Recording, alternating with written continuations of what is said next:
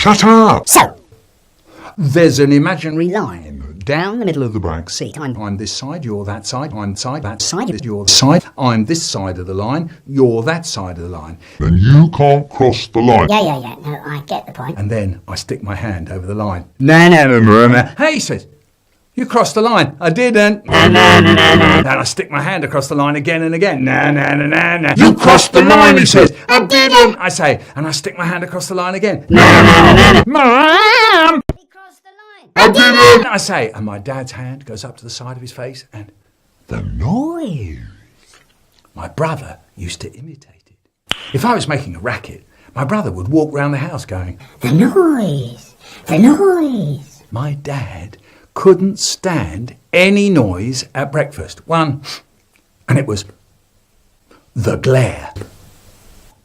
He comes downstairs, sits down in the chair, opens up the newspaper.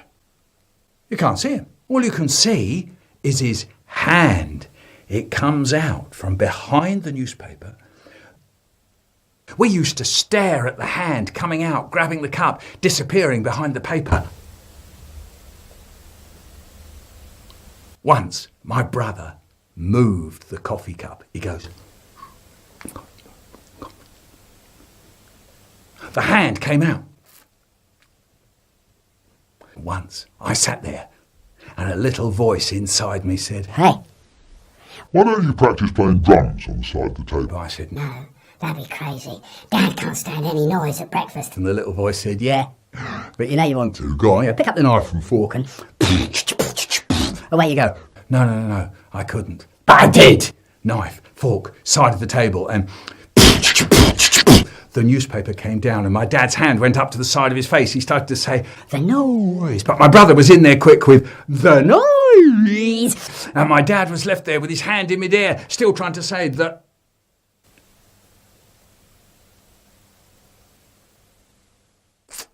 Dinner time, Eddie, I say. What do you want? Beans, says Eddie. No beans. And he says, beans, beans, beans, beans, beans, beans. He turns into the little fat iron bar again. Beans, beans, beans, beans, beans, beans. In front of my eyes, he becomes a screaming demon. You're a torturer. You're horrible to babies. They're in pain. The noise of Eddie is getting into their bones. I want to yell my head off too. You And I got all these slices.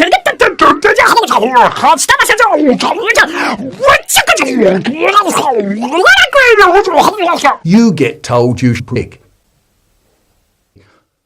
Then the snatch Fugel arrives. Eddie, look who's come to get you. He looks, and he stops howling. I am terrific. Big Tony was terrific, and Big Tony's go-kart was terrific. And because Big Tony was very big, no one said, Big Tony, you're not terrific. And that was that. He could make the wind blow in his hair. He could make the wheels of his go-kart go. And he went as he went past. Terrific. Haribo's dad said, no. Big metal staples. And he gave us some. He said they were heavy duty. Heavy duty? Wow, that sounded terrific. So then we tied cord round the front crosspiece, but Haribo's dad said, no, use the handle. Pram. Control. Wow, that sounded terrific. Our go-kart was ready. So we took it up to the top of Moss Lane. And Haribo said, I'll steer. And he did. It was fantastic. The road went blurry. Can I have a go? Haribo said, no. Oh, go on, I said. No, he said, you've never done it before. Oh, go on, Haribo, let me have a go. Go on, I mean. Blimey, come on, Haribo. Go on. No. Okay. Found it. Now look out, won't you? Yeah. I know. And away we went. Hair. Yeah. The wheels. Yeah. Me. Yeah. But halfway down Moss Lane, there's Moss Close. And that's where the road curves. I saw Moss Close coming up really fast. Steer! Shouts Haribo. Steer, you big wally. And the whole world went round once and twice and 3 times, and my head went rolling down the road, pulling me after it. Haribo was crying. I breathed in, and it kind of whistled. There it was again. We walked home. It was still whistling. I told Mum everything, and she said, Well, your teeth will probably fall out, you know. One of those nice things that Mum sometimes say. Next day at school, they were all asking about the crash. They all looked at my tooth. And the tooth. Wow. That sounded terrible. When Haribo got his racer, his brand new racing bike, For Christmas. I didn't ask him for a go on it. No, I didn't, no. No, I didn't. I wonder why. Oh, go on. I'd love a torch.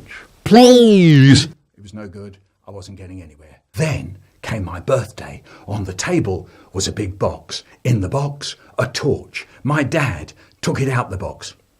That is a waterproof torch. Waterproof. I got into the bath, switch on, search for ship and treasure, up, breathe, under again. Then the torch went out.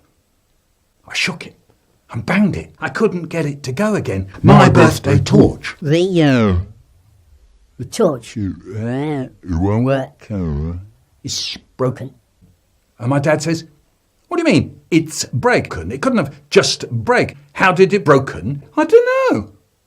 It just went off. The noise. You must have been doing something with it. No. It just went off. Just try telling the truth, will you? How did it break?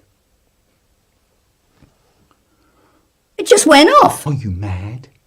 Ruined. Completely ruined. For weeks and weeks he nags a stupid that he wants one of these waterproof torches. And the first thing he does is wreck it. How long did it last? Connie, how long did it last? 3 minutes? 2 minutes? 2 minutes? 3 minutes? These things cost money, you know. Money. It just went off. We walk into the shop. My dad goes up to the man at the counter and he says, you see this torch? It just went off. It's broken. So the man picks it up. Well, it couldn't have just broken, says the man. How did it break? And my dad says, It just went off. oh, come on, says the man. These torches don't just break down. So I said, well, actually, I was in the kitchen and I got a hard kick on the ankle from my dad. I was in the kitchen and... It just went off. So the man said that he would take it out the back to show Len. He came back a few minutes later and said that Len couldn't get it to work either. It just went off. You'll have to have a new one, he says. I should think so too. Thank you. Outside the shop, my dad says to me, what's the matter with you? Are you crazy? You were going to tell him all about your underwater swimming fandango, weren't you? Blabbermouth. Stand by for the dive bomb. Wow. Did you see that one? We piled up all the cushions in the corner so you could go tunnelling along the wall, round the corner, back to the chair, next to the settee, jugga, jugga, jugga, jugga, jugga, and banging your feet on the floorboards, thutter, thutter, thutter, thutter, thutter. Great! Now away we went. Stand by for dive bomb. Woo! Bouncy, bouncy, bouncy, bouncy. Red Devil! Yahoo! The doorbell. It was the man from downstairs. Is your father in? No, I said. Tell him. It just went off. Yeah, I said. I shall tell your mother and father. It just went off. You'll see. I dashed back to the front room. They looked at me for a long time. That was the man from downstairs. He says we've bust his light or something. It just went off. Blimey, one of them says. You're in trouble. Yeah. Rose is in trouble, they said, and they got up off the floor and dashed out the house. You can bet they didn't hang about or anything.